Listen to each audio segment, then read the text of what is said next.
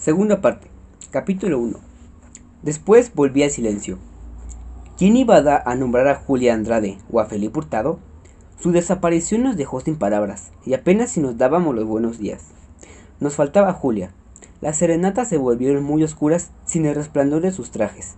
Sus collares de oro no iluminaron más los árboles de la plaza. A su caballo, Cascabel, el general le dio unos tiros, y nada nos quedó de su hermosura. ¡Qué vida! Mejor que se acabara. Y caminábamos, los días que ya no eran nuestros. Había que olvidar también a Felipe Hurtado, borrar la huella de su paso por Ixtepec. Solo así nos evitaríamos mayores males. Ese hombre era un mago, se decía don Pepe Ocampo, y, receloso, sacaba su silla de los portales, la recargaba contra la pared, y sentado veía pasar la tarde y a sus paseantes. Estaba enojado. «Quítense de mi vista», decía, rencoroso, a la poca gente que, de cuando en cuando, se le acercaba. ¿Qué iba a decirles? ¿Que Rafaela y Rosa ya no cantaban? ¿Que Luisa y Antonia también guardaban silencio? ¿Y que las 4 mujeres, encerradas en sus nombres vulgares, evitaban un encuentro con Francisco Rosas? La insignificancia de sus secretos lo ponía de mal humor. Callado, reconstruía la tarde pasada con el forastero. «Me hipnotizó», se repetía, al no recordar las palabras de Felipe Hurtado. Había dejado escapar el único secreto que rozó su vida, la del hotelero, de un pueblo del sur, en donde solo cae polvo y llegan los personajes de última categoría. Y pensar que la tuve aquí mismo, tanto tiempo, y nunca pude arrancarle ni una palabra. Y recordaba uno a uno los gestos y las sonrisas de Julia. Con paciencia descubría el misterio. Aquí hubo un milagro, y no lo vi. Y las tardes pasaban, iguales unas a las otras, delante de sus ojos. Por un tiempo es mejor no visitar a Matilde, ¿no te parece? Sí, mamá, respondía Conchita, apesadumbrada. Extrañaba el pabellón y el corredor de doña Matilde. El teatro y las pláticas habían terminado. Nunca se repetirían aquellas noches. La voluntad del general Francisco Rosas era que Conchita estuviera triste. Le va a caer una desgracia. Ni creas que Rosas les perdone lo de Hurtado. Doña Elvira vaticinaba al oscurecer, asomada a su ventana y mirando con nostalgia las persianas cerradas de los melenes. Doña Matilde clausuró el pabellón y ella y su marido se encerraron en su casa. Solo su hermano, Martín, venía a visitarla. Se decía que don Joaquín estaba muy enfermo, pero nadie se acercaba a informarle de su salud. Sus sobrinos guardaron los trajes de teatro sin terminar y una mañana se fueron a Tetela, sin decir adiós a nadie. Pasó mucho tiempo antes de que Nicolás y Juan volvieran a Ixtepec. Francisco Rosas vagaba sin rumbo por el pueblo. Los amaneceres lo veían volver borracho y los vecinos lo oían arrastrar sus botas sobre el empedrado de mis calles. Del general solo quedaban sus pasos tambaleantes, estrellándolos contra sus días. Por las mañanas, las criadas comentaban: ¿lo oyeron anoche? Iba a casa de las Cuscas. La Luchi temía su presencia. Llegaba sombrío y se le acompañaba de sus amigos. Se dejaba caer en la silla y con un vaso de coñac en la mano esperaba que avanzara la noche. Le daba miedo volver al cuarto del hotel Jardín, en donde encontraba el eco de la voz y la huella del cuerpo de Julia. Cualquier palabra que aludiera a algo sucedido antes de Felipe Hurtado lo ponía en guardia, y de un puñetazo hacía saltar las mesas y las copas. La presencia del señor presidente lo incomodaba. Le molestaba la sonrisa y los ojos del loco observándolo. El capitán Flores, amigo de Juan Cariño, trataba de convencerlo. «Retírese, señor presidente. Ya es muy tarde para usted. El joven general no debe gritar de esa manera. Me falta el respeto. Yo no tendré más remedio que destruirlo. Yo no tendré más remedio que destituirlo. Señor general, preséntese mañana a mi oficina. Su conducta deja mucho que desear». Y Juan Cariño abandonaba con dignidad el saloncito de la Luchi. Los asistentes de Rosas lo rodeaban, fingiendo estar alegres. Un continuo mi general, llenaba las leguas solícitas. El que se quedaba muy quieto, mirándolos con indiferencia, y seguía solo, entregando sus pensamientos. De seguro la niña Julia no le dio la tisana y lo dejó desgraciado para siempre. Ojalá que no acabe como Juan Urquizo, se repetía Gregoria cada vez que cruzaba con Rosas en los patios de otro jardín. Y recordaba la noche en la que curó a Julia y la vio llorar, atribulado. Pasaba el tiempo y no nos consolábamos de haber perdido a Julia. Su belleza crecía en nuestra memoria. ¿Qué paisajes andará mirando aquellos ojos que ya no nos veían? Sus oídos escucharán su risa. ¿Qué piedras de la calle retumbaban a su paso? ¿En qué noche distinta de las nuestras noches espajeaba de su traje? Nosotros, como Francisco Rosas, la buscábamos y la llevábamos, y la traíamos por parajes imaginarios. Tal vez, escondida en la noche, nos miraba a buscarla. Tal vez veía su banco de la plaza, abandonado, debajo de los tamarindos, y escuchaba a la banda militar tocar marchas para ella. Tal vez se escondía en los alamedros del atrio, y sonreía al ver pasar a las mujeres enlutadas entrar a la iglesia y después salir, buscando la gracia de su escote. Los que salían de Ixtepec volvían siempre con noticias de ella. Uno la había visto paseándose por México. Iba del brazo de Hurtado, riéndose como en aquellas noches en el que Francisco Rosas la llevaba a caballo hasta las cañas. Otro contaba en voz baja haber visto el brillo de su traje en la feria de Tango y, como cuando él se acercó a saludarla, se le hizo perdediza. De seguro de miedo de que ya ella el general de su paradero. Otros más creían en su muerte y oían por las noches la risa de Julia, rodando por las calles, como un fantasma. Anoche oímos su risa subiendo y bajando de la calle del Correo, hasta que se metió por la rendija del portón de los Melenes. Penó por el jardín, y luego se encerró en el pabellón. Ahí se pasó la noche con él, riéndose de Rosas y de verlo tan desgraciado por ella. Y mirábamos al general, pensando que Hurtado tenía más poder que él. Francisco Rosas sentía que lo mirábamos y se alejaba como los tigres antes de saltar. ¡Pobre hombre! Ana Moncada dejó caer el bordado para espiar detrás de los visillos del paso de Francisco Rosas. Iba ahora con la camisola militar abierta y los ojos cerrados sobre sí mismo. «Míralo, Isabel, ahí va. Él solo se castigó». La joven se acercó al balcón y, por encima del hombro de la madre, vio la figura alta del general, inmóvil en su desdicha, andando calles para ir a la cantina para emborracharse. ¡Pobrecito! Isabel volvió a ocupar su silla y clavó ferozmente la vista en el rostro impasible de su madre. «Ya sé lo que piensas, que es justo que te expíe su pecado». Desde la noche en que desaparecieron Julia y Felipe Hurtado, Isabel daba vueltas por el corredor y las habitaciones de su casa, pisando sombras resbaladizas que la obligaban a dejarse caer de silla en silla.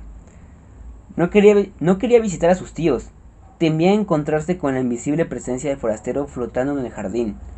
Tampoco quería ver el pabellón en donde el escenario envejecía con rapidez, los restos de aquel mundo que se esparció mágicamente la noche de la lluvia, y desapareció la noche en que Francisco Rosas se presentó a reclamar a su rival.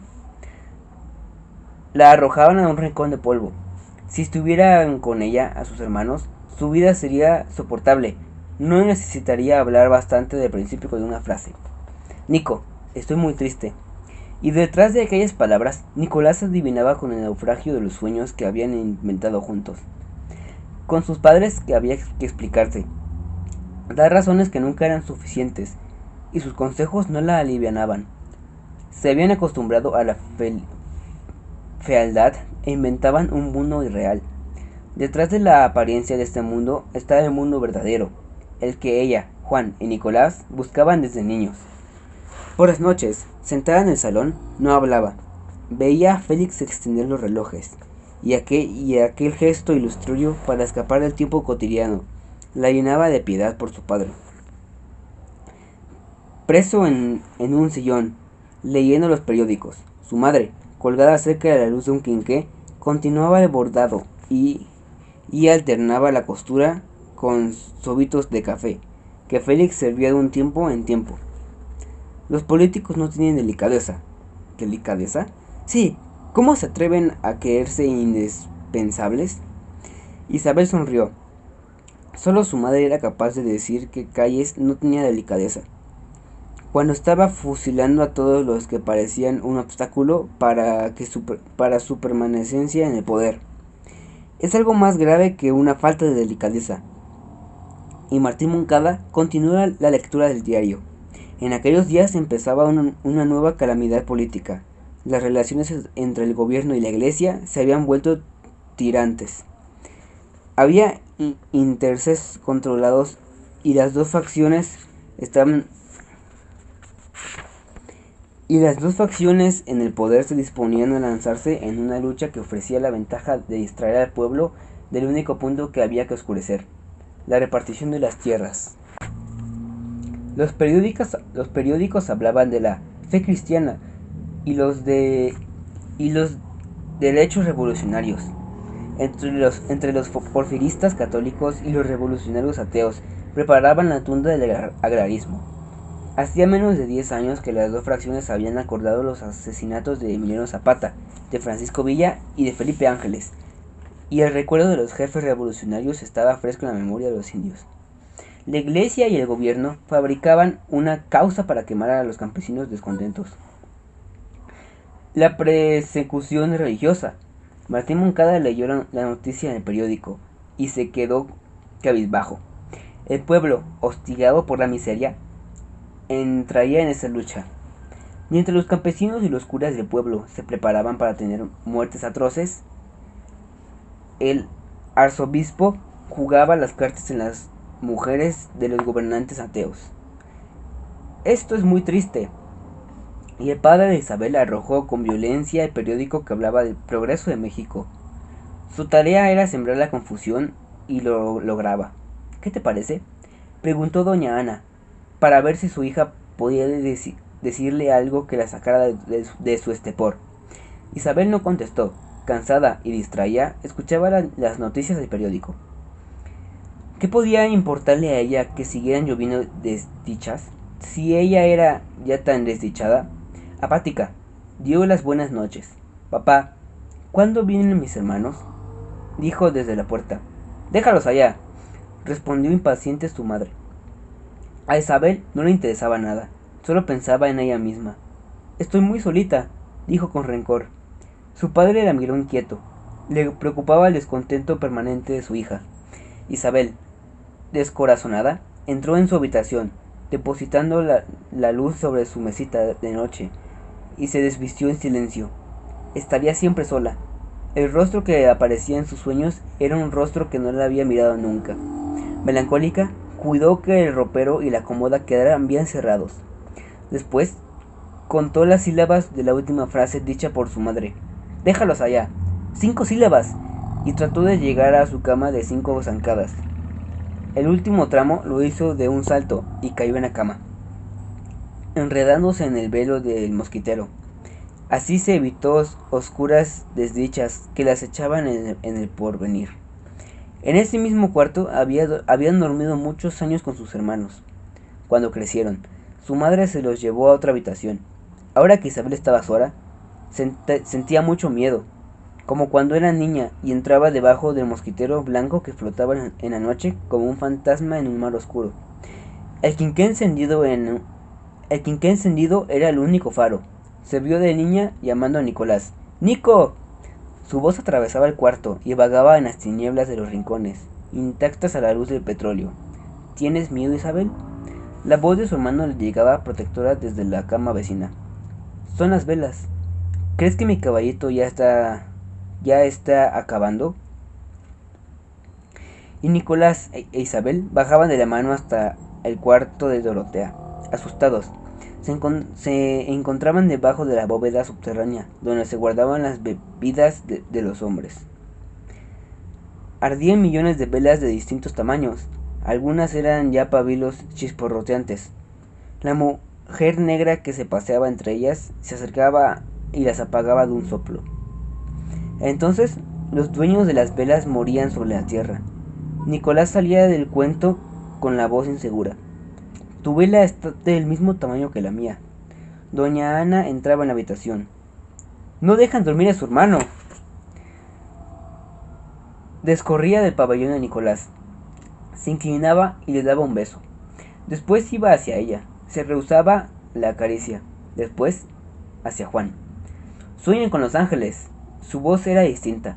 Daba unos pasos por el cuarto, se inclinaba sobre el quinqué y lo apagaba de un soplo. Los tres niños quedaban en sus navíos, solos, rumbo a la noche. Nicolás, no quiero a mi mamá. Ya sé que nunca la quieres en la noche, respondía el niño. ¿Cuándo volverán mis hermanos? Y, por la cabeza de Isabel Moncada, cruzaron pensamientos sombríos, que ennegrecieron la noche. ¿Tú entiendes algo de lo que pasa en México? ¿Quién es, ¿Qué quieren esas gentes del gobierno? No sé, mamá, contestó Conchita, que pensaba en Nicolás Moncada y en sus días gastados uno a uno entre los parades de su casa. ¿Ves? Nadie entiende nada. Doña Elviria arrojó los periódicos al suelo y se meció con impaciencia en su sillón. ¿Qué otra cosa podía hacer? Había voluntades extrañas a la suya, destruyendo uno a uno los pequeños placeres cotidianos. No se, no se acaban nunca los Justinos, pensó, sin ningún remordimiento, por bautizar así a los tiranos con el nombre de su marido. Ella no pedía nada, oír cantar a sus canarios, guardar las fiestas, mirar al mundo dentro de su espejo y platicar con sus amigos. Y no lo lograba. Enemigos ajenos convertían en un crimen todos los actos inocentes. Nunca volverían los días tranquilos ni las fiestas. Rencorosa, miró los periódicos tirados por el suelo. Inés, recoge los periódicos. Este salón parece una garita. Entró Inés sin hacer ruido, el traje violeta y las trenzas negras impasibles. Se inclinó y luego tendió los diarios a la señora. Doña Elviria buscó curiosa las fotografías. ¡Qué carita, qué carita! ¿Ven? Nunca sonríe. Está hecha para leer sentencias de muerte. Inés y Conchita se inclinaron sobre su hombro para mirar la cara del dictador, repetida varias veces en los diarios. ¿Qué puede esperarse de un truco como Calles? ¿Y qué me dicen del manco? Agregó, señalándole la cara regordeta de Álvaro Obregón. No van a tener buen fin, dijo Inés, convencida de sus palabras. Pero antes, nosotras tendremos días peores. Sí, pero de que acaban mal, acaban, insistió Inés sin inmutarse. Tiempo después, la muerte de Álvaro Obregón ocurría de bruces sobre un plato de molde, en la mitad de un banquete grasiento. Nos produjo una gran alegría, a pesar de que estábamos ocupados en la más extrema violencia. Capítulo 2, parte 2. Caía la tarde. El grito de los voceadores de los diarios que anunciaba la suspensión de los cultos religiosos atravesó mis calles, se introdujo en los comercios, penetró las calles y puso en movimiento al pueblo. La gente salió de la calle, formó grupos y se dirigió al atrio de la iglesia. ¡A ver si nos dejan sin santos! Bajó la luz violeta de la tarde. La muchedumbre fue creciendo. ¡Vamos a ver quién desmadra a quién! Encerrados en un aire en voz baja, los pies descalzos curtidos por las piedras y las cabezas descubiertas, los pobres se agruparon bajo las ramas de los almendros. ¡Virgen de Guadalupe! ¡Ayúdanos a chingar a estos cabrones! Los gritos se encendían de cuando en cuando. Luego volvió el silencio. Mientras esperaban, los hombres fumaban cigarrillos baratos y las mujeres cuidaban a sus hijos. ¿Qué esperábamos? No lo sé. Solo sé que mi memoria es siempre una interminable espera. Llegaron las señoras y los señores de Ixtepec y se mezclaron con los indios, como si por primera vez el mismo mal los aquejara. ¿Qué pasa? Era la pregunta que pasaba en los labios de todos. A las 7 de la noche aparecieron los primeros soldados. Llevaban el rifle al hombro, con la bayoneta calada, impasibles. Tomaron posiciones para cerrar la posible retirada de los invasores del atrio. Se extendió un gran murmullo. Los soldados oyeron llegar hasta ellos las majadas del rencor y permanecieron inmóviles. Las sombras calientes de la noche bajaron de las copas de los almendros y cubrieron el atrio. Don Roque, el sacristán, se abrió paso entre la muchedumbre. Venía lleno de polvo y con el pelo en desorden. ¡Váyanse a sus casas! La multitud permaneció sorda a la voz de don Roque y y el atrio se llenó de fogatas, de cirios encendidos y de rezos. Al amanecer llegaron los habitantes del pueblo los vecinos y la muchedumbre aumentó. Se levantó una gran polvadera que se confundió con las preguntas, el humo de la fogata, los ¡arre burro! Y los olores de la comida preparada al aire libre. Grupos de borrachos dormían tirados del polvo. Las mujeres, envueltas en sus rebozos, reposaban inmóviles. Los años han pasado y aquella inmensa noche en que velamos a la iglesia se aparece en mi memoria con la claridad de una luciérnaga. También como una luciérnaga se me escapa. Apareció la raya naranja que anunciaba la mañana. La luz subió por el cielo y nosotros seguíamos en el atrio. Teníamos sueño y sed, pero no queríamos abandonar la iglesia en las manos de los militares. ¿Qué haríamos sin ella, sin sus fiestas, sin sus imágenes que escuchaban pacientes los lamentos? ¿A quién nos condenaban? ¿A qué pena entre las piedras y a trabajar la tierra seca? ¿A morir como perros callejeros, sin una queja, después de llevar su vida miserable? Vale más morir peleando, gritó un hombre, arrojando su sombrero al aire. Los demás contestaron a su grito con ayes prolongados que corrieron después con ¡hijos de la chingada! Todas las voces de Ixtepec. Alrededor de la iglesia abundaban los vendedores de aguas frescas y de tacos olorosos a cilantro. Los soldados, siempre a su puesto, veían de perfil con su solo ojo ávido las golosinas inalcanzables para la disciplina militar. Don Roque anunció que antes de la suspensión de los cultos, el señor cura daría la bendición a los que la pidieran y bautizaría a los inocentes que no habían recibido el sacramento. Las palabras del sacristán sonaron graves y la gente guardó silencio. El padre Beltrán apareció en la puerta de la iglesia y formaron colas, pacientes que avanzaron de rodillas hasta el sacerdote. El día también avanzó despacio. Llovía polvo y el sol pegaba ardiente sobre las cabezas. El padre oficiaba entre cenizas, parecía muy viejo, metido en su sotana de cura de 30 años. ¡Ah! Si Dios quisiera oírlo y quitar un poco de desdicha de las espaldas de aquellos desgraciados. Sintió que esos momentos vivía los innumerables días que no había de vivir. Charito, con la banda azul de hija de María cruzando el pecho, gritaba: ¡correrá la sangre de los mártires!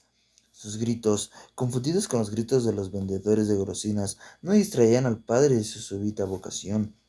De pie, embuido en uno de los poderes desconocidos, vio avanzar el día sin alejarse de la puerta de la iglesia.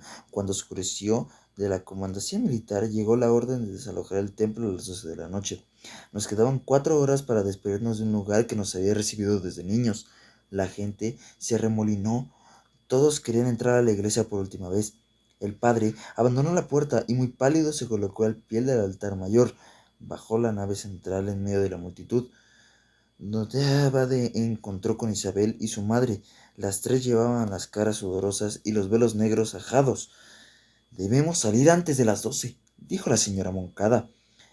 Voy a ver al general, anunció Dorotea, mientras una manejada de fieles la separaba de sus amigas. Voy con usted. Doña Ana se abrió paso entre la gente para llegar hasta donde estaba Dorotea, y juntas salieron de la calle. Isabel se quedó sola esperando la vuelta de su madre. La muchedumbre la traía y la llevaba como el agua mece a una planta acuática. Fascinada, se dejaba llevar de un lado a otro. Sintió que un poder ajeno a ella la apartaba de la gente y la llevaba a un lugar desconocido donde se encontraba sola. ¡Hijo de 7 madres! No verá la luz del día. La amenaza corrió de boca en boca. Isabel lo oyó llegar y alejarse girando entre los pilares de la nave. Francisco Rosas atravesó mares de centenares y bajó, y muy abajo quedaron las palabras dichas en la iglesia. No nos teme, se dijo la joven, y la imagen del general surgió sobre las cabezas de los fieles. Francisco Rosas vivía en un mundo diferente del nuestro. Nadie lo quería y él no quería a nadie. Su muerte no significaba nada, ni siquiera para él mismo. Era un desdichado. Tal vez, como ella y sus hermanos, tampoco habían encontrado el secreto que buscaba desde niño. La respuesta no existía. Isabel, ¿crees que los montes existen? La voz niña de Nicolás llegó a sus oídos y desde la iglesia en llanto se fue a la mañana en la que ella y sus hermanos escaparon de su casa y un arriero los devolvió a sus padres. Ya muy entrada la noche, habían subido a un monte espinoso lleno de iguanas y cigarras. ¡Eso no es un monte! Desde sus tierras pedregosas veían los montes verdaderos, azules, hechos de agua, muy pegados al cielo y a la luz de los ángeles. Los vecinos comentaron delante de sus caras rojas por el sol y sus lenguas hinchadas por la sed. ¡Los Moncadas son malos! Tal vez Francisco Rosas era malo porque había buscado aquel monte de agua sin hallarlo. Sintió compasión por el general. Miró a las gentes agrupadas a su alrededor y no se reconoció en ellas. ¿Qué hacía allí? Apenas creía en Dios y la suerte de la iglesia la dejaba indiferente. Vio a su madre, que se abría paso entre la muchedumbre para acercarse a ella. Ahí viene, muy afligida, y siempre está hablando mal de los curas. ¡No nos recibió! Las palabras de su madre no la afectaron, y la figura afligida de Dorotea la llevó indiferente. Sabía que para la vieja la iglesia era su casa, y los santos su única familia. Hablaba de ellos con sus conocidos. Dorotea es prima de la Virgen y amiga íntima de San Francisco, decía riendo Nicolás. En ese momento, el desconsuelo de su amiga le produjo un goce extraño. Si pudiera, daría el salto para colocarse al lado de Francisco Rosas. Quería estar en el mundo de los que están solos. No quería llantos, compados, ni familias celestiales. Su madre la llamó varias veces. Sintió que la tomaba del brazo y con firmeza la conducía entre la gente. Se encontró con el aire perfumado del atrio y con las caras de su madre que la miraba de muy cerca. Luego, en silencio, cruzaron mis calles apagadas y llegaron a su casa. Es un hombre muy extraño, tan joven. Isabel no respondió al comentario de su madre. Doña Ana se desprendió del velo negro y se miró indiferente en el espejo. Su hija, sentada en el borde de la cava, no dio importancia ni a sus palabras ni a sus gestos. Andaba muy lejos de su cuarto, caminando por venir que empezaba a dibujarse en su memoria. Va a haber muertos, agregó la señora. Cayó el silencio entre las dos. Se oía el tic-tac del reloj puntual como una hormiga que corriera sobre un mueble. Félix había olvidado de tener el tiempo y la joven se dejaba llevar por sus pasos precisos en un futuro que recordaba con lucidez. Su madre abrió el ropero para guardar el chal y un olor a naftalina y perfume se escapó de sus puertas. Su padre entró en la habitación. Él no había ido al templo delante de él. Isabel bajó los ojos y se sintió culpable. Lejanas llegaron las 12 campanadas de la torre de la iglesia y los Moncadas se miraron y esperaron. Unos minutos más tarde se oyeron los primeros disparos. Parecían cohetes. ¡Va a haber muertos!, insistió Ana. La calle se llenó de carreras y quejidos. Dispersaban a la gente y ésta huía despavorida ante las descargas cerradas de los maguseres. Don Martín encendió un cigarro y volvió el rostro a la pared. Le pareció que la cal del muro se salpicaba de sangre. ¡Papá! ¡Papá! A mí no me entiende nadie. ¡Nadie!, gritó Isabel abrazándose a él. ¡Cálmate!, dijo su padre, alistándole los cabellos. ¡Nadie!, insistió Isabel, sacudida por los sollozos. Estás muy nerviosa. Y doña Ana se fue a la cocina a preparar una bebida de tila para la niña Isabel. A las 4 de la mañana, los últimos invasores del atrio abandonaron sus puestos. Bajo los almendros que dejaron mujeres con cabezas rotas a culatazos y hombres con las caras destrozadas a puntapiés. Sus familiares los arrastraron fuera de ahí y los soldados, victoriosos, cerraron las puertas de la iglesia y echaron cadenas y candados a las rejas del atrio. Luego, excitados por la pelea, cazaron a balazos a algunos perros callejeros que husmeaban la comida abandonada por los católicos. En la mañana, el orden tan querido de los gobernantes se había establecido. Bajo el sol brillante, los cadáveres de los perros, los rebosantes engentados, los guaraches impares perdidos en la huida y las ollas de comida rotas están despojados en la batalla de los pobres. Cordones de soldados vigilaban el destrozo. Ese día, Ixtepec no abrió ni sus balcones ni sus comercios. Nadie caminó mis calles y Francisco Rosas se encerró en un hotel. Por la tarde apareció Dorotea. Con sus guirnaldas de flores iba como siempre, deprisa y hablando sola. Al llegar al atrio, ignoró los montones de basura que estorbaban el paso y la presencia de las tropas. Con mano segura intentó abrir las rejas cerrando los candados. Los soldados la detuvieron. Señora! ¡Hombres de Dios!, respondió la vieja. Los soldados se echaron a reír. Se acercaron a ella, le arrebataron las guirnaldas y le lanzaron lejos. El golpe de las redes sobre las piedras levantó miles de moscas que zumbaron enojadas alrededor de los cadáveres de los perros. Luego los hombres hicieron como si ensartar con la punta de su bayoneta y sus ristodas estallaron feroces en el atrio vacío. Dorotea, vencida, se sintió llorar en medio de la calle. Parecía una piedrita más, tirada junto a los montones de basura. «Váyase a su casa, abuela», le suplicaron los soldados cuando la vieron llorar. Sus ruegos sonaron huecos en el pueblo callado y Dorotea, sentada en medio de la calle, lloró hasta sus entradas a la noche. Siguieron unos días callados y luego volvieron los motines inútiles y sangrientos. Me invadió un rumor colérico. Ya no era el mismo, con la iglesia cerrada y sus rejas vigiladas por los soldados que jugaban en cuclillas a la baraja. Me preguntaba de dónde vendrían aquellas gentes capaces de actos semejantes. En mi larga vida nunca me había visto privado de bautizos, de bodas, de reposos, de rosarios. Mis esquinas y mis cielos quedaron sin campanas. Se abolieron las fiestas y las horas y retrocedí a un tiempo desconocido. Me sentí extraño, sin domingos y sin días de semana. Una ola de ira inundó mis calles y mis cielos vacíos. Esa ola que no se ve y que de pronto avanza, derriba puentes, muros, quita vidas y hace generales. No hay mal que dure 100 años. El que al cielo escupe, a la cara le cae. Gritaba desde los árboles y los tejados. Francisco Rosas oía los gritos y disminuía el paso. «Mira, Francisco, te vale que soy mansito». El general, sonriente, buscaba la cara del que profería la amenaza. Parecía que había olvidado a Julia y que ahora era a nosotros a quienes buscaba. Si tuvo miedo, no lo demostró, pues a los pocos días convirtió al curato y comandacía militar, y una tarde señalada mandó hacer una hoguera con las imágenes del templo, y así fue como vi arder a la Virgen, y vi también su mano convertir en una larga llamarada azul. Cuando esto sucedía, los militares entraban al curato y volvían cargados de papeles que arrojaban a la hoguera, sin ningún sobresalto. En la plaza quedó un montón de cenizas que dispersó poco a poco. El padre Beltrán desapareció. Decía que había huido. ¿Por dónde? ¿Por el camino de Tetela? ¿Por el de Cocula? Yo no lo vi salir, ni sabía que anduviera por mis montes. Se decía también que estaba detenido en Ixtepec y que los militares pensaban matarlo cualquier noche.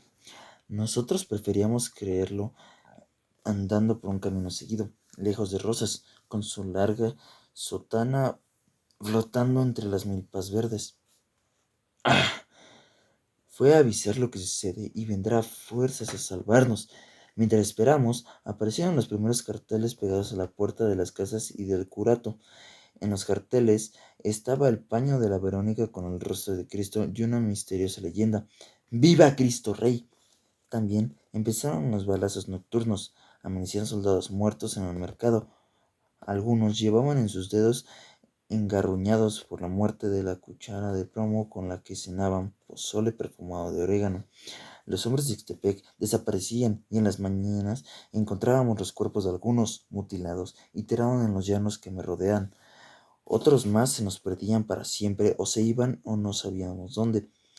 Se prohibió el uso de las linternas sordas para ayudarse a caminar en lo oscuro. «No aluce, cabrón». Y un balazo callaba la luz. Empecé a tener miedo de castigo y miedo de mi cólera. En las noches, encerrados en la casa, espiábamos. ¿Vendrán? No, nadie venía. Nadie se acordaba de nosotros. Solo éramos la piedra sobre la cual caen los golpes repetidos como una imperturbable gota de agua. Era viernes. La noche estaba inmóvil. Se oía el respirar pesado de las montañas secas que me encierran. El cielo negro, sin nubes, había bajado hasta tocar tierra. Un calor tenebroso volvió invisibles los perfiles de las casas. La calle del correo callaba. Ninguna raya de luz rompía sus tinieblas. Tal vez serían las 2 de la madrugada cuando se escuchó una carrera que resonó en Ixtepec como el redoble de un tambor. Otras carreras la siguieron. Los zapatos restallaron en el empedrado como latigazos rápidos. Alguien huía y muchos pasos frenéticos lo seguían de cerca. La primera carrera se detuvo en seco. Se oyó su respirar jadeante. Los otros pasos también se detuvieron y entonces se oyeron voces sofocantes. «¡Dale, dale!». Cayeron piedras que retumbaron sobre las piedras y se estrellaron en las maderas de las ventanas. Otras rondaron frenéticas y sacaron chispas al empedrado de la calle. Adentro de las casas, la gente se quedó quieta. Estaban matando a alguien. ¡Dale, dale más! Las voces pedían más piedras. Un hombre pidió auxilio. ¡Ábranme, padrecitos! ¡Socórreme, Jesús bendito! Las veces asesinadas cayeron roncas sobre la suya. ¡Ahora te socorremos, cabrón! Una lluvia de perras cayó sobre su súplica. La voz pendía de los barrotes del balcón de doña Matilde gimió. ¡Virgen purísima! Una última piedra estrelló sobre ella y la apagó. ¡Vamos! Dijeron las voces sanguinarias. Sí, luego venimos a recogerlo. ¿Cómo que luego? Hay que llevárselo ahorita. Nos van a ensuciar de sangre, dijo una voz quejumbrosa. Es cierto. Mejor esperamos al rato, que ya no cuele. Se oyó el ruido de un zaguán que crujía y de unas tranjas cayendo. Las voces guardaron silencio, cruzaron la calle, se replegaron en el portón de correo y desde allí espiaron. ¿Quién era el piadoso? Doña Matilde, en camisón, salió a la calle llevando de la mano un quinqué encendido. Avanzó tembleando entre las sombras que su luz no alcanzaba a romper. ¿Dónde? ¿Dónde, hijo mío? Los asesinos se echaron a correr y la señora al oír la carrera se detuvo. Van a dar la vuelta a la manzana para caerme al llegar a la esquina. Y no pudo avanzar. Los pasos se alejaron veloces y la noche volvió al silencio. Pegada al suelo por el miedo, la señora miraba sin mirar la oscuridad que la rodeaba y que su pequeña luz no deshacía. Sintió que los segundos caían sobre ella como enormes cenizas. Desde la acera de frente, los Montufar la miraban a través de los visillos. También ellas estaban mudas por el miedo y fascinadas veían a doña Matilde que levantaba y bajaba el quinqué como si estuviera conjurando las sombras. Apenas tengo tiempo. Trató de avanzar, pero el suelo se hundió bajo sus pies. Nunca se había dado cuenta de lo alejado que quedaba su balcón de la entrada de su casa. Cuando llegó a su ventana, encontró el silencio que se produce en el lugar donde se había cometido el crimen. El cuerpo no estaba y la sangre huía rápidamente entre las piedras. Se lo llevaron. Y doña Matilde miró interrogante los barrotes y el muro ensangrentado de la acera de frente. Las Montufar le hacían señas a ella que no viera. Ojalá que Nico y Juan lleguen a su casa. Un grupo de ojos ardientes la espiaban desde la contraesquina de la calle de Alarcón y de Correo. Los asesinos se habían dado la vuelta a la manzana y la miraban ávidos desde lo oscuro. Doña Matilde giró sobre sí misma, buscando. Luego rehizo su camino, entró a su casa y cerró el portón. La noche sin aquel círculo de luz volvió a las sombras. El racimo de ojos asesinos se desplazó cauteloso hasta el lugar del crimen. ¡Ahora sí! Dijo una voz muy baja. ¿Qué pasa? Preguntó la voz quejumbrosa casi en suspiro. ¿Quién sabe? Respondieron dos voces atemorizadas. Eso de meterse con Dios no es bueno. Volvió a decir la voz apesumbrada. Se nos fue el difunto. Vámonos de aquí. Y las voces que se alejaron de la casa de doña Matilde. La noche se volvió al silencio. Media hora después, del otro lado del Ixtepec, cerca de las trancas de Tetela, se oyeron los cascos de 4 caballos. Algo pasó. Sí, no vinieron. Vamos a entrar, ordenó Nicolás en voz muy baja. Su hermano y dos caballerangos se acompañaban a los jóvenes, tomaron el camino de la casa de los Moncada. Un grupo de soldados les salieron al paso y los detuvo. ¿Quién vive? Gente de paz, respondió Juan Moncada. Está prohibido caminar estas horas. No lo sabíamos. Venimos llegando de Tetela, volvió a contestar Juan Moncada. Pues quedan detenidos. ¿Detenidos? Gritó colérico Nicolás. Sí, no van a ser que sean los que andan cazando soldados en una noche. Uno de los hombres cortó los cartuchos y se echaron el rifle al hombro, mientras otros arrebataron las riendas de las manos de los Moncada. Luego los encaminaron al curato y convertidos al comandante militar. Al cruzar el patio sembrado de naranjos, un fuerte olor de alcohol se mezcló con el perfume de las ramas de los árboles. Los condujeron a una habitación que había sido del padre de Beltrán. El orden antes inalcanzable de aquel cuarto había sido tocado por un desorden de colillas, de papeles y de huellas groseras en el encalado de los muros. Los clavos que sostuvieron imágenes santas suspendían ahora el rostro torvo del jefe máximo de la revolución, título que se había otorgado el dictador, y la cara regordeta de Álvaro Obregón. ¿Y el padre? Preguntó Juan Moncada. Anda huido, contestó un soldado.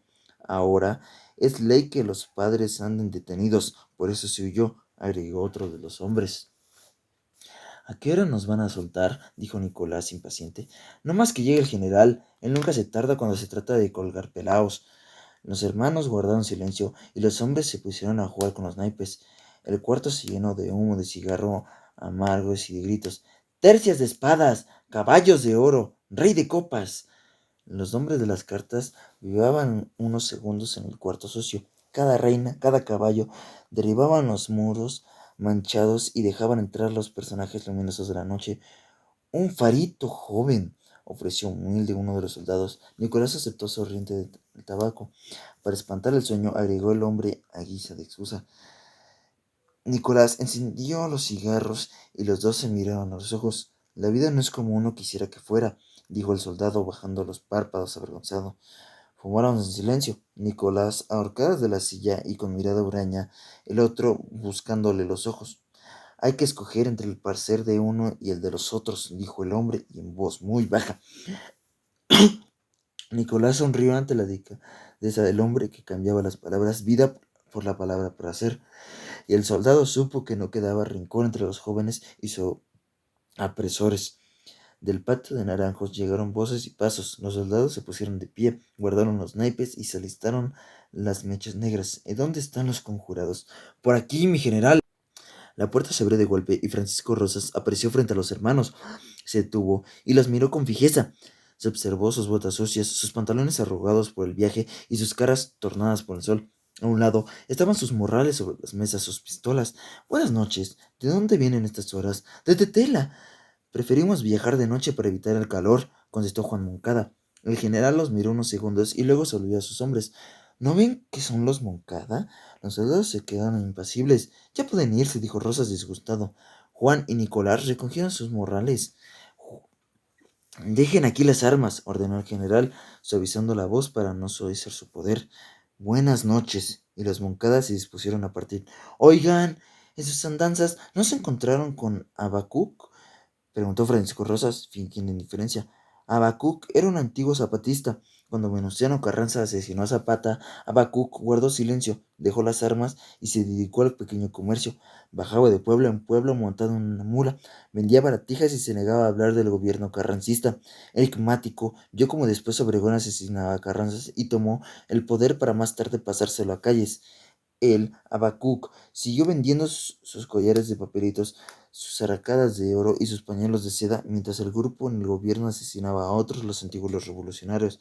Al empezar la persecución religiosa, Habacuc y su mula cargada de fantasías desaparecieron de los mercados. Se decía que se había ido a la sierra y que desde ahí organizaba la sublevación de los cristeros. No lo vimos, general, respondió Monsieur Nicolás. Se le está juntando mucha gente, dijo Rosas con descaro. Parece. Francisco Rosas levantó una mano en señal de despedida. Nos vemos, Moncada. Y Rosas les dio la espalda. Los hermanos salieron del curato. Rayaba el día, cruzaron el portón de su casa. Capítulo 3. Por la mañana, dos noticias rondaron de boca en boca. Rosas tiene miedo de Habacuc y, ¿no lo saben? Anoche mataron a Don Roque y ahora andan buscando su cuerpo, que se perdió. En la comandancia militar, la desaparición del cuerpo de Sarquistán provocaba la ira de Francisco Rosas. «¡Me lo encuentra y me lo trae!», gritó furioso el coronel Justo Corona. El coronel bajó los ojos y se mordió los labios. A las 8 de la mañana, seguido de un piquete de soldados, inició la búsqueda de aquel muerto caprichoso. Con cara adusta y un pañuelo retorcido en el cuello, se dirigió a la calle del Correo. Al llegar al lugar donde había caído Sarquistán, inspeccionó las huellas de sangre en el enrajado de los muros y sopesó, pensativo, las piedras con que los soldados le habían roto la cabeza. Aquí merito fue donde se nos perdió, mi coronel. Un muerto no se pierde. La voz de Justo Corona llegó al interior de las casas. Los Montúfar, que veían detrás de la escena de los vasillos, se miraron con malicia. Doña Matilde, avistada de lo que sucedía frente a su ventana, corrió a la cocina y, sin saber por qué, se puso a batir unas claras de huevo. A Dorotea le gritaron la noticia por encima de las bardas por ella. Impávida, siguió regando sus geranios. Pues no se perderá, mi coronel. Pero se perdió, contestó un soldado con firmeza. Ya ve, mi coronel, que lo que no sucede nunca, de repente sucede, dijo uno de sus hombres. Quedaría vivo, contestó pensativo Corona. Bien muerto lo dejamos. Ningún cristiano aguanta semejante pedriza sobre la cabeza. Lo alusamos, mi coronel. Le alusamos bien los ojos y ya no miraban. Justo Corona golpeó con el pie las piedras sueltas en la calle. ¿Qué portón se abrió? Estaba rete oscuro, mi coronel, dijo el de la voz quejumbrosa.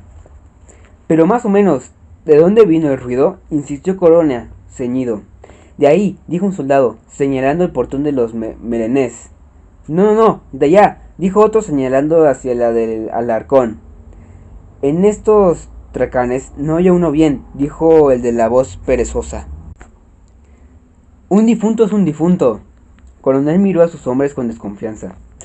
Al rato va a apestar, mi coronel, y por el puro hedor lo hallamos, dijo el primer soldado, para disparar las sospechas de que había leído los ojos de su coronel.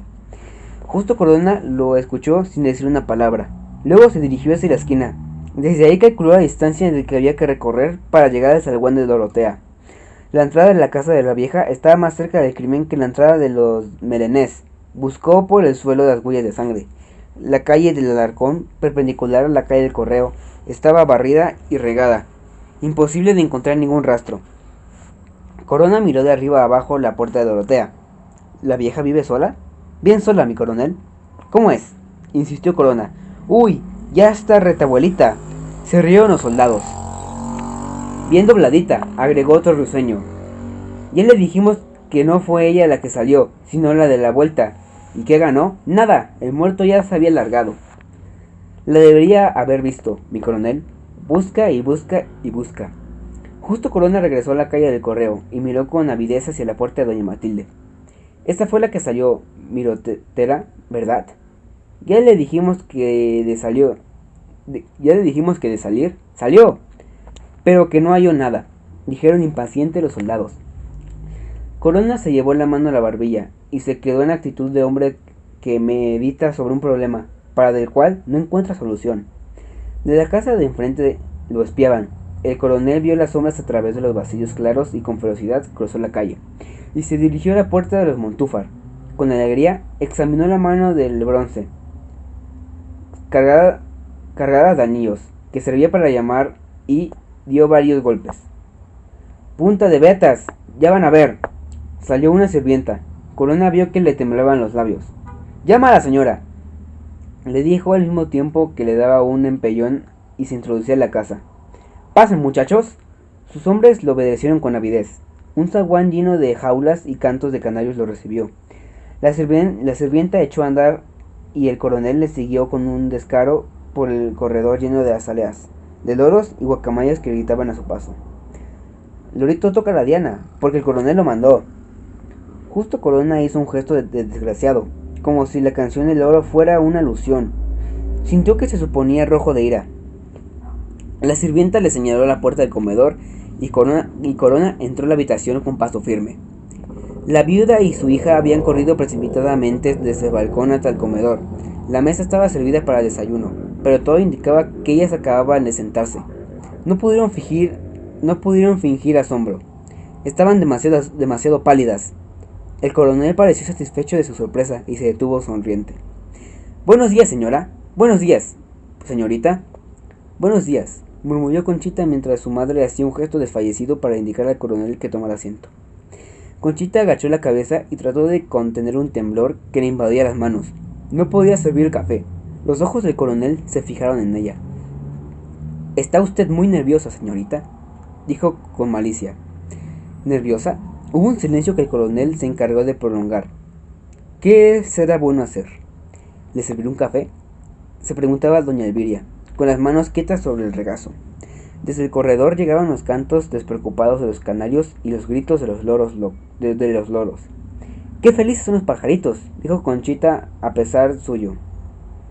Su madre la miró con aprobación, que no daría ella a pesar del canto de la Julia. Lejos de la mirada de la cacería ese hombre. El hombre sonrió. Ni tanto, señorita. Están presos sin haber cometido ningún delito. Nosotros solo nos encontramos en esta situación cuando cometemos un crimen, o lo encubrimos. Y justo Corona las miró con fijeza. Ellas se quedaron quietas. Por ejemplo, Ustedes son sospechosas y arriesgan a ir a cantar detrás de unas rejas. La señora y su hija se miraron asustadas. La madre se llevó una mano al pecho para contener los latidos de su corazón, que se oían correr por todo el cuarto. ¿Cantar detrás de unas rejas?, preguntó Conchita indefensa. Sí, jovencita. Conchita bajó la cabeza y doña Elviria trató de sonreír. Anoche se cometió un crimen en esta calle, y los asesinos ocultaron el cadáver. El deber de las autoridades es encontrar a los culpables y a la víctima. Figúrense a dónde iríamos a pesar que si pudiéramos asesinar y enterrar libremente a nuestros enemigos. Las mujeres no contestaron, de manera que ahora el crimen lo habían cometido ellas, o era una trampa para que ellas, indignadas, acusaran a los soldados. Esto es lo que hubieran hecho los Moncada, convertirse en testigos oculares de los hechos. Y eso era lo que ellas debían evitar. La señora miró con intensidad a su hija para transmitirle sus pensamientos, pero Conchita estaba absolutamente repitiéndose las palabras que le habían dicho desde niña. En boca cerrada no entran moscas.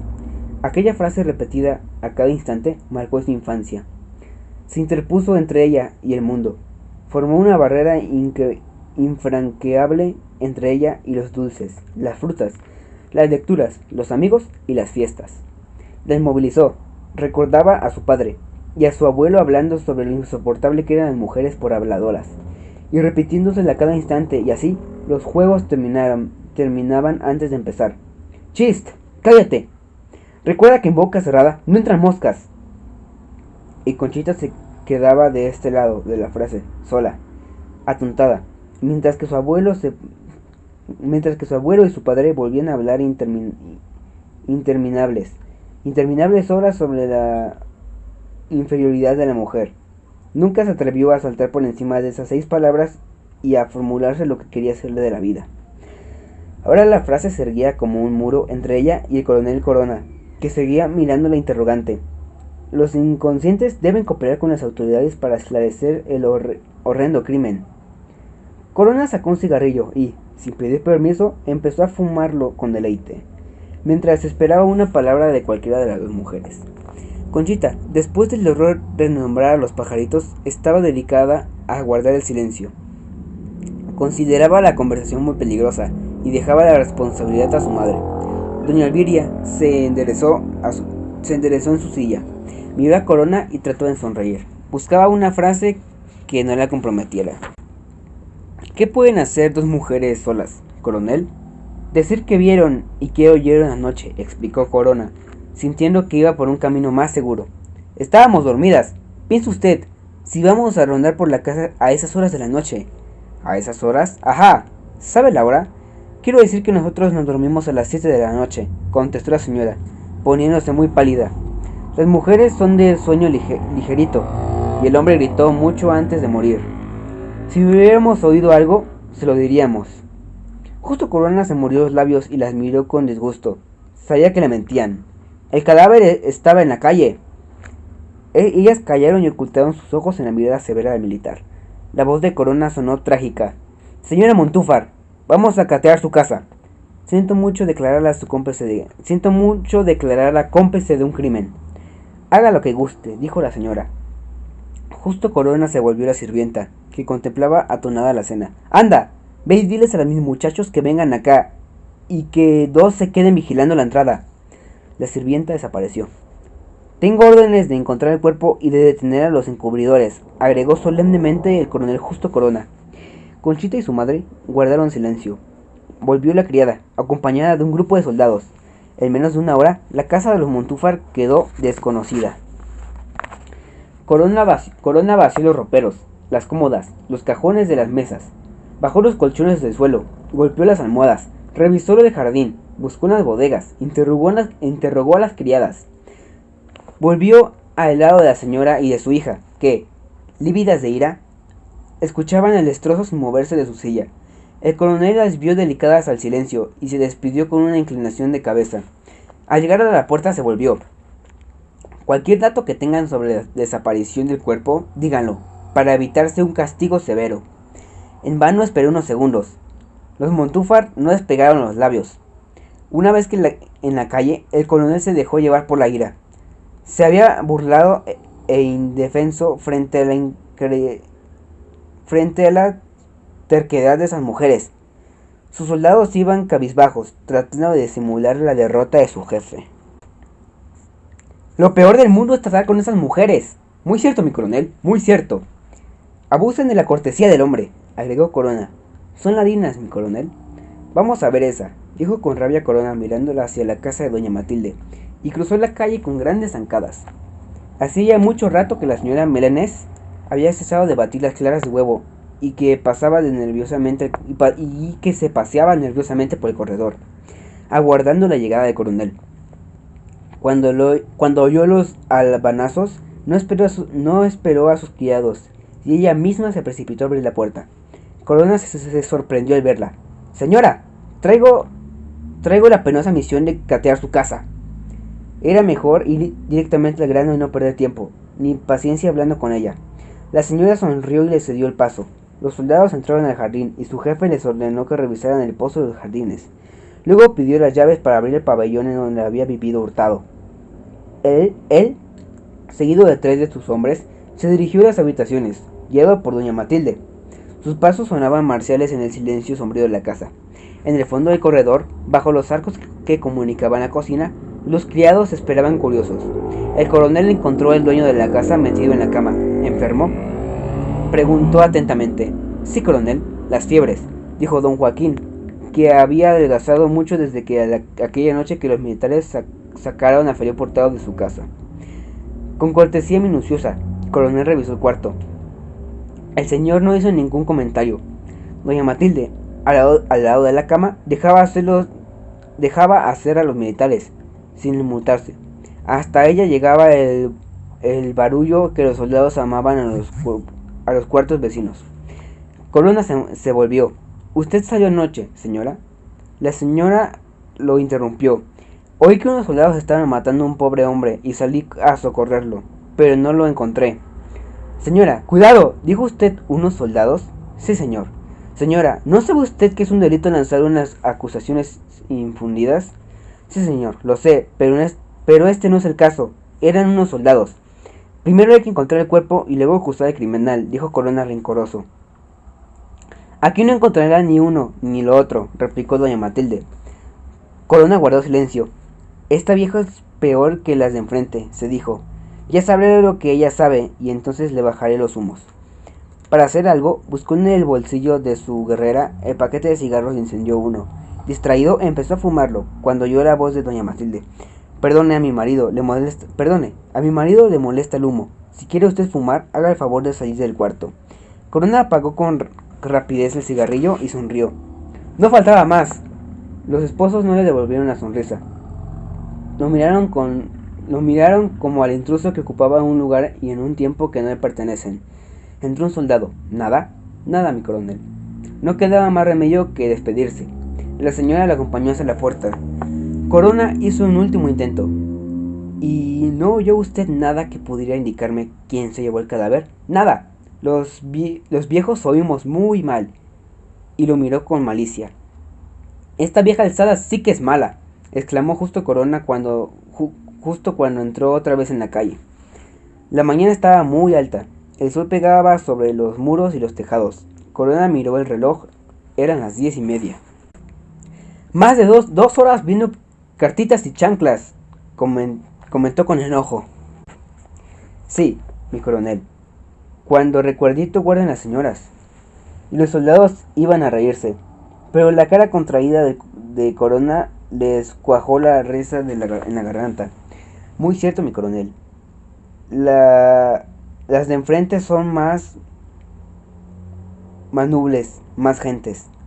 ¿Qué diferencia con esa?, dijo otro para seguir por el camino dibujado para el interior y distraer a Corona de su cólera. Vamos a ver a la ancianita. Y Corona dobló la esquina y llamó con energía a la puerta de Dorotea.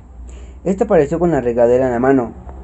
Corona se quedó indeciso ante la actitud atónita y los ojos añosos de la vieja. Pasen, entren a su humilde casa. A nadie se le niega una sombrita. Los hombres obedecieron y Dorotea los encaminó a un rincón del corredor, en donde había algo de frescura. ¡Ese santo calor! ¡Ese santo calor! Repetía Dorotea, como si hablara consigo misma, moviendo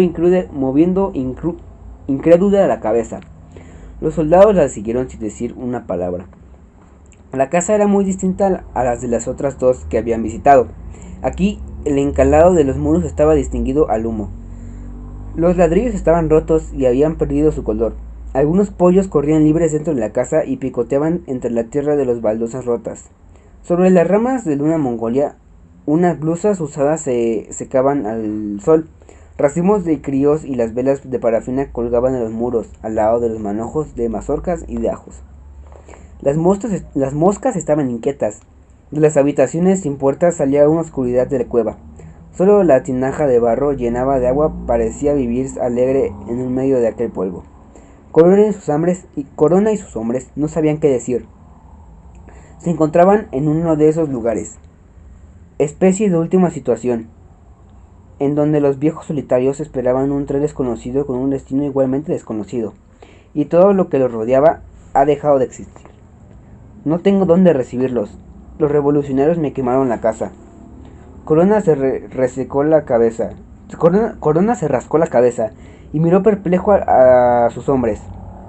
Estos parecían decirle: ¿no se lo habíamos dicho ya? ¿Verdad que está muy abuelita? Dorotea acarrió unas sillas de tule y se las ofreció. No se moleste. Corona se precipitó a arrebatar las sillas de la mano de su huésped. Después él mismo formó el estrado y se ocupó de las sillas. ¿Quieren un vasito de agua? ¿O un ramito de flores? A nadie se le niega un trago de agua o una flor. Y Dorotea, en medio de las protestas de Corona, se dirigió al jardín a cortar rosas, jazmines y tulipanes. Caray, mi coronel, semejante al hambrío. ¿Cómo había de poder con el difunto? ¿Qué era este Garrido? Al rato se muere. Y ya está desdibujando toda, agregó un soldado. Volvió Dorotea. Corona, sentado en su silla baja, se encontró con un ramo de rosas y jazmines en la mano. Dorotea repartió vasos de agua fresca que los soldados bebieron agradecidos. Se sintió ridículo, persiguiendo a aquella ancianita. Señora, empezó. Señora, nunca me casé, corrigió Dorotea. Señorita, nunca me casé, corrigió Dorotea. Señorita, volvió a empezar Corona. No se asuste. Anoche murió alguien en estas cercanías y su cadáver desapareció. La conveniencia giró la orden de catear las casas de la vecindad, y como su casa está en el área afectada, tenemos que proceder. ¿Está usted en su casa, general? Disponga de lo que quiera, repuso Dorotea, subiéndolo de grado. Corona hizo una señal a sus hombres, y estos se adentraron en las habitaciones, el jardín y los corrales. El coronel permaneció al lado de la mujer, dándole conversación. A los pocos minutos volvieron los primeros soldados. Todos los cuartos están ardidos, mi coronel. En el de ella no hay nada más que un catre y unos adornitos. El corral son puras piedras, dijeron otros acercándose. Ni modo, aceptó Corona, golpeándose las piernas con las palmas de las manos. Se puso de pie e hizo una reverencia que Dorotea pagó con una sonrisa. ¡Nos retiramos! Una vez en la calle, el coronel apretó el paso. No quería que los vecinos vieran su derrota. La puerta de Dorotea se abrió y ésta salió a la calle, precipitada. ¡General, general! Corona se volvió a su llamado. ¡Sus flores, general! Y Dorotea, sin alientos por la carrera, le tendió el ramillete de rosas y los jazmines que había olvidado sobre la silla de tule. El militar enrojeció y cogió las flores. Muchas gracias, señorita. Y se alejó, sin atreverse a arrojar el ramo. Se sentía observado por la anciana que, en la mitad de la calle, inmóvil y sonriente, lo veía alejarse. En Ixtepec se comentó con regocijo. Dorotea floreció a Corona como un niño de Dios. Ya aparecerá, sentenció Rosas cuando justo Corona le afirmó con su derrota. Se acercó a la ventana y fumó un cigarrillo, mirando el humo que se deshacía en el aire de la plaza. Las copas de los tamarindos también se deshacían en la luz de la mañana. Nada tenía cuerpo en Ixtepec, ni siquiera el sacristán que había muerto sin dejar cuerpo. El pueblo entero era de humo, y se le escapaba de entre las manos. Tiene que aparecer. insistió Rosas, aferrándose a sus palabras como a la única realidad en la que el pueblo irreal que había terminado por convertirlo a él también en un fantasma. ¿Quién sabe? ¿Quién sabe? Dudó Corona, la duda de un asistente que volvió a la realidad de su vida en Ixtepec. También Corona se desintegraba en esa luz ajena, y él, Francisco Rosas, lo perseguía en gritos sin boca, y él perseguía enemigos invisibles. Se hundía en un espejo y avanzaba por planos sin fondo, y solo alcanzaba el insulto de un árbol o la amenaza de un tejado. Lo cegaban el reflejo del silencio y de una cortesía que le cedía las acerezas de la plaza. Así le habían arrebatado a Julia, engañándolo con los gritos que nadie prefería y enseñándole las imágenes reflejadas en otros mundos. Ahora se le mostraban a los muertos equivocados de los árboles, y él, Francisco Rosas, confundía las mañanas con las noches, y los fantasmas con los vivos. Sabía que pasaban por el reflejo de un pueblo reflejado en el espacio. Desde que llegó a Ixtepec, Julia se le extravió en esos pasadizos del sin tiempo. Ahí la perdió y ahí seguía buscándola, aunque en Ixtepec nunca le dio una palabra que correspondiera con el hecho. Él lo sabía. Le escamoteaban los días. Le cambiaban el orden de las fechas. Las semanas pasaban sin que se le enseñaran un domingo. Perdía su vida buscando las huellas de Julia, y las calles se descomponían en minúsculos puntos luminosos que borraban el paso dejado para ella en las aceras. Un orden extraño se había apoderado de ese pueblo maldito. Justo Corona se acercó a su jefe. También él tenía las manos vacías. Ixtepec se le escurría como una serpiente. Los dos miraron a la plaza tendida como un espejo de piedra. Las gentes iban y venían, sin ocuparse de ellos ni de una de sus vigilaciones.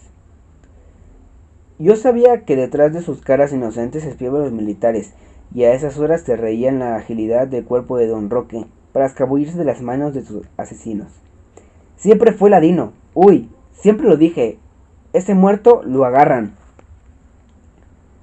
Uy, siempre lo dije. A ese muerto ni lo agarran. Uy, siempre lo dije. A ese ni muerto lo agarran. Las beatas no van a permitir que no se entierre en un sagrado. No tardarán en venir en comisión a pedirle el permiso de enterrarlo. Francisco Rosas dijo que esas palabras para no declararse vencido ante Corona. Las beatas, ¿qué le importaban a él las beatas ni los curas? Hablaba así por el orden de sus superiores.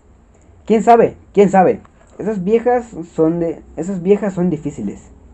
Justo Corona creía en su lenguaje, y si estaba triste en la mañana era por no haber cumplido las órdenes recibidas desde México.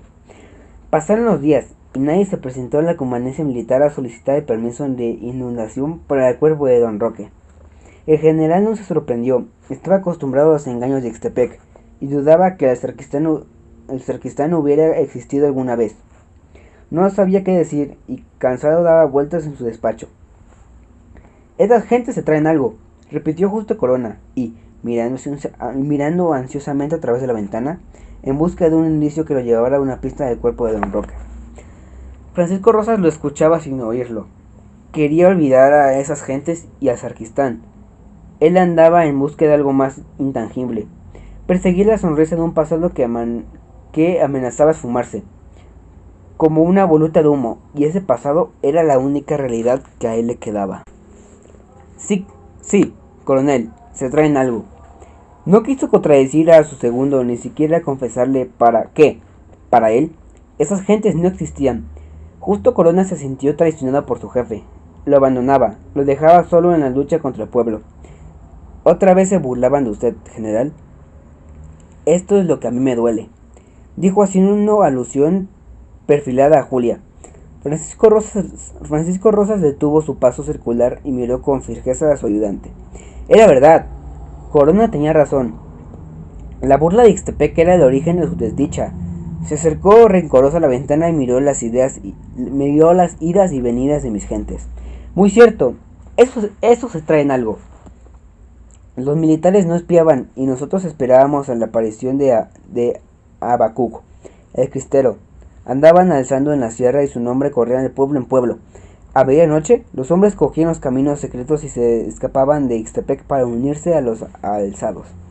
Habacuc dormía de día y en la noche aparecía, dando un alardido en los pueblos vecinos. Mataba a los soldados, liberaba a los presos e incendiaba las cárceles y los archivos. Los hombres lo acogían, juntando sus alaridos a los suyos, y, descalzos, corrían detrás de su caballo que volvía a desaparecer entre los vericueros de la sierra.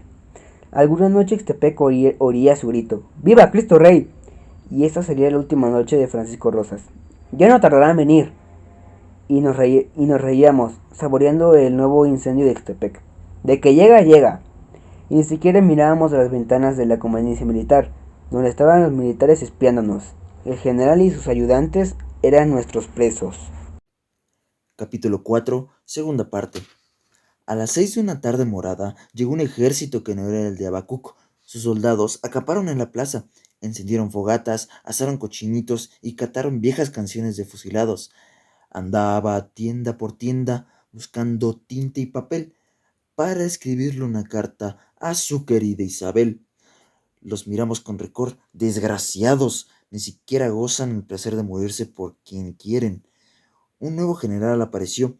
Venía a inspeccionar la zona. Por la mañana se paseó muy derecho, subido de un coche de motor que daba tumbos sobre el emparedado de las calles. Al nuevo general le faltaba un ojo, tenía la cara chata y la piel centrita. No se inmutaba ante los perros que ladraban a su paso y ante las gallinas que oían espantadas en medio de la polvadera que levantaba su automóvil. Él nos miraba impávido desde su único ojo, sudando en una estrechez de su chaquetín de cuello alto y su kepí muy derecho sobre la cabeza del rape. Pasó la noche en el Hotel Jardín hablando con el general Francisco Rosas y muy de madrugada se fue seguido de sus soldados. Era el general Joaquín Amaro e iba a combatir a los cristeros. ¡Es yaqui! ¡Es un indio traidor!, dijimos asustados. Un yaqui traidor encerrado en los males. La mirada impar del general tuerto nos prometió castigo, que nos enseñaran los ánimos.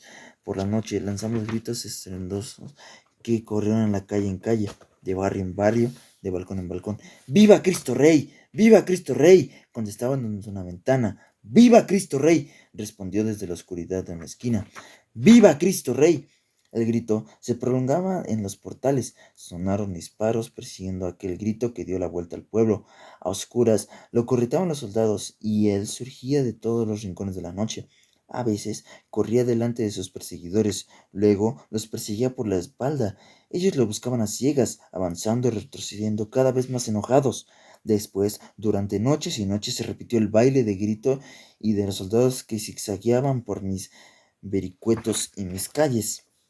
Por las mañanas, Francisco Rosas fingía no ver los carteles pegados a las mismas puertas de la comandancia militar, con el paño de la Verónica, el rostro de Jesucristo y la palabra «Viva Cristo Rey». El general llamó a los soldados que mataron a don Roque. ¿Están seguros de que murió? Sí, mi general. Le abrimos la cabeza como un jarro. Le eché la luz en los ojos. Lo tenía bien abiertos y espantosos. Ya había entregado. Francisco Rosas se quedó pensativo y se encerró en su despacho con Justo Corona. Alguien los organiza, por eso dudo que le haya muerto. Los muchachos lo aseguran, dijo Corona molesto. Pues Ixtepec se burla de mí. Hay que imponer un castigo ejemplar. ¿A quién? A los responsables de desaparición del cuerpo de Sacristán. Justo Corona dijo esas palabras pensando que doña Matilde Rosas no pudo contestar. ¿Quién eran los responsables? No lo sabía. Solo sabía que desde la desaparición de don Roque, Ixtepec había cambiado. Alguien dirigía desde las sombras aquellos gritos y crímenes nocturnos. Una de esas mujeres lo enterró en su jardín, o lo tiene vivo, y es él quien dirige esa jaranda. Haga otro cateo, coronel, y si encuentra la tierra movida o los ladrillos remendados, busque. Allí está el sacristán. Me lo trae como lo mismo que en la encubridora. Por segunda vez, Justo Corona, seguido de un piquete de soldados, se dirigió a la calle de Correo. La voz de que iba a catear la casa de doña Matilde le llegó a esa antes que la visita del coronel. La señora pasó la alarma a las Montufar y a Dorotea. Cuando Justo Corona se presentó, encontró en las tres casas las mismas actitudes y ninguna novedad sobre el cuerpo de don Roque. En ninguna de las tres casas habían removido los ladrillos. La tierra de los jardines estaba pareja y las plantas intactas. En los corrales, las piedras y las hierbas no se habían movido en muchos años. El coronel regresó desalentado a la comandancía. Nada, mi general. La fuga del cura la entiendo, pero un muerto no se pierde. Ya lo sé, mi general, pero en esas casas no hay nada. Los militares se quedaron cabizbajos. Desde el balcón del despacho de Rosas vieron pasar a doña Carmen con su canastita de labor al brazo y el pelo húmedo todavía por el baño. La visita de Ada de la esposa del doctor de doña Matilde les pareció sospechosa. ¿Qué se traen esas gentes? Y los militares encendieron un cigarrillo y se instalaron detrás de los vidrios del balcón para espiar a los paseantes. Siguieron después unas criadas de vuelta del mercado y luego unos chiquillos persiguiéndose y lanzándose como ondas, cáscaras de naranjas que le dejaban marcas rojas en las piernas. Más tarde apareció el coche de caballos del doctor Arrieta, detrás dos aguadores. Todos parecían enterados con inocencia a sus quehaceres. Las tres casas han estado vigiladas de día y de noche, mi general. Los militares se encontraron vencidos por el silencio de Ixtepec. ¿Qué podrían hacer frente a aquellas caras inocentes? Frente a aquel pueblo, radiante en la mañana y en las noches, oscuro y movedizo como pantano de arena. Hay que encontrar a Soplón, gritó de pronto Corona, asombrado de que no se le hubiera ocurrido antes una cosa tan simple. Hay que buscarlo del lado de las tres casas. A los pocos días, el sargento Illesca cortejaba a Inés, la sirvienta de la señora Montufar. El general llamó al capitán Flores a su despacho. Capitán, vaya a dar una vuelta por la casa de la Luchi, a ver quién sabe de ahí sacristán. El capitán Flores iba a decir algo, pero se encontró con la mirada resuelta de Francisco Rosas y los jóvenes rencorosos de Justo Corona. Avergonzado por la pequeñez de su misión, salió del despacho de su superior sin decir palabra. Por la noche se presentó en la casa de las Cuscas. Hacía ya días que no había a visitarlas y las muchachas lo recibieron con frialdad. El capitán fingió alegría y echó a andar el gramófono, al mismo tiempo que pedía bebidas para todos. La Luchi se sentó a su lado. El vano Flores trataba de sentirse como antes. Estaba triste. Nunca pensó que alguna vez tendría que espiar a esas mujeres. ¿Hasta dónde había caído? ¿Qué te pasa? Le preguntó la patrona. No sé. Este pueblo se ha vuelto muy triste. Tengo ganas de largarme lejos de aquí. La Luchi bajó los ojos. Flores la miró de sonsayo. Le hubiera gustado decirle que estaba harto de fusilar campesinos, que no entendía el rencor de Corona ni la actitud obsesada de Rosas, pero no podía decir nada. Él era su cómplice y estaba ahí, tratando de averiguar cosas que podían costarle la vida a la muchacha. ¿Y por qué la Luchi? ¿Qué podía saber una pobre mujer como ella, aislada del mundo, encerrada en una casa mala? ¡Nada! La certeza de que la mujer estaba al margen de la desaparición del cuerpo de sacristán lo tranquilizó. Cumpliría con la orden recibida y luego, con el corazón aligerado, le invitaría a bailar. No sabía qué decir ni cómo empezar. Él era soldado, no era policía. ¿Cuántas cosas se cuentan en este pueblo? Sí, respondió ella lacónica. ¿Has oído de lo que cuenta el sacristán? No. Me pregunto qué sucedería con su cuerpo. La cara de la Luchi cambió y miró al oficial con los ojos severos. Este sonrió para restar importancia a la pregunta que había molestado a la muchacha. Ustedes lo mataron y ahora quieren asustarnos. ¿Estás seguro de que lo matamos? Replicó Flores risueño. La Luchi se levantó, se dirigió al rincón que ocupaba Juan Cariño y le dijo algo al oído.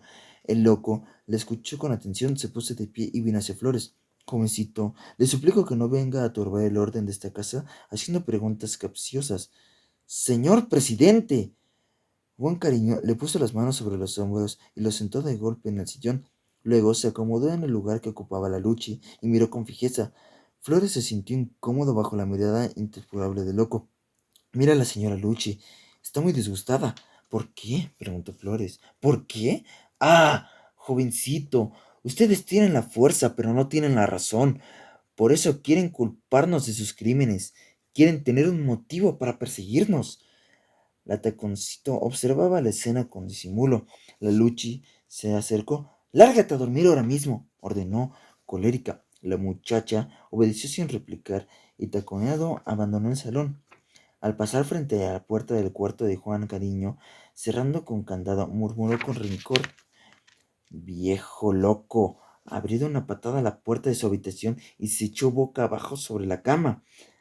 Hasta allí le llegaron las notas alegres de su Charleston. Su vida se había vuelto imposible desde la noche en que Juan Cariño se fue de parranda y volvió casi hasta el amanecer. «Oye, tú, ya son las 12 de la mañana y el señor presidente no ha vuelto», le había dicho esa noche a su patrona. La Luchi no le contestó, pero ya son las 2 corridas, insistí. «¿Y a ti qué te importa?». La Taconcitos era curiosa. Muy tarde, cuando ya los clientes se habían ido y ella se tardaba en el salón apagando y los quiques, oyó que alguien arañaba las maderas de la puerta de la entrada. ¡Qué delicado! Y de un soplo apagó la última luz y se tiró detrás de un sillón. Se quedó sin aliento al oír que seguían arañando las maderas. Tal vez la Lucha había encontrado a un hombre y lo escondía, celosa de sus pupilas. Se apoderó de ella el gozo extraño que se apodera de los curiosos cuando se aproxima a un secreto. El corazón le latió con fuerza y sintió un dolor agudo en el pecho. Trató de mirar a través de la oscuridad del cuarto. La Luchi cruzó el salón, salió al vestíbulo y llegó a la puerta de entrada. Quien bien guardado lo tenía. «Por aquí, señor presidente», susurró la Luchi entrando al salón acompañado de Juan Cariño, y los vio internarse por la casa oscura. Desilusionada, se dispuso a abandonar su escondite cuando apareció la Luchi por segunda vez. Llevaba un gran bulto bajo el brazo y sin puntillas cruzó el salón, atravesó el vestíbulo y se fue a la calle. «Ora, ¿qué se trae esta?». Oyó que la Luchi dejó la puerta entornada y decidió seguir esperando. Pasó una hora y empujaron con dulzura la puerta. En el umbral del salón apareció por segunda vez Juan Cariño, llegando de la calle. Tranquilo, se internó por segunda vez en la casa oscura. La Taconcitos se quedó boquiabierta. Se disponía a irse a la cama cuando oyó nuevamente el rechinido de la puerta de la entrada y luego el clic del cerrojo. Esperó temblora y vio reaparecer a la Luchi con el mismo bulto bajo el brazo. «¿Otra vez eres tú?», dijo la Taconcitos a pesar del suyo. «¡Me andas espiando!», contestó la Luchi sofocada de ira. «El señor presidente se trae algo. Entró 2 veces y no ha salido. Si lo vuelves a decir, te rajo la cara», amenazó Luchi. Desde esa noche su vida se volvió insoportable. Al día siguiente, cuando todo Ixtepec hablaba de la desaparición del cuerpo de don Roque, ella no pudo tomar parte de la conversación. La Luchi no la dejaba salir a la calle ni le permitía trabajar cuando tenía un cliente. La patrona intervenía y le echaba del salón, y la Taconcitos encerrada en su cuarto cabalgaba: chingao, nos van a dar hasta debajo de la lengua», y escondía la cabeza en la almohada. Estaba seguro de que lo que sucedía en la casa era mejor que nunca le hubiera sucedido. Sin esfuerzo, imaginó lo que pasaba en el salón. El loco observaba a Flores con unos ojos enojados y le impedía que se acercara a las muchachas. «Perra vida, sin trabajo, pronto nos van a secar el hambre». Capítulo 5. Desde su balcón, Francisco Rosas las vio venir. Veían los tres con los cabellos cortos muy cepillados, las caras empolvadas, ya lucían sus trajes de visita. «¡Corona, Corona! ¡Ahí vienen ya!», gritó asombrado el general. ¿Sería posible que Ixtepec le diera alguna vez la cara? Justo Corona se precipitó al balcón. Doña Carmen Arrieta, doña Ana Moncada y doña Viria Montúfar cruzaban en ese momento la plaza con dirección a la comandancia militar. «Mírenlas, vienen a pedir agüita, mi general». «Mano dura con ellas». «Vienen a devolver el cuerpo al sacristán», y Francisco Rosa sonrió ante el milagro. Los militares se llevaron la mano al cuello de la camisola para cerciorarse de que sus corbatas de gabardina clara estaban en su lugar. Sacaron su peine y se alisaron los cabellos, y luego se echaban a reír con júbilo. Habían ganado la partida. Las señoritas atravesaron tímidamente el patio de naranjos, conducidas por un soldado. Llegaron a la puerta del despacho de Rosas. Este las hizo pasar sin perder un instante. Entraron ellas, sin atreverse a mirar a los ojos. El general, galante, les ofreció asiento y cruzó una mirada de complicidad con un segundo, que observaba de pie, impaciente, las dos mujeres.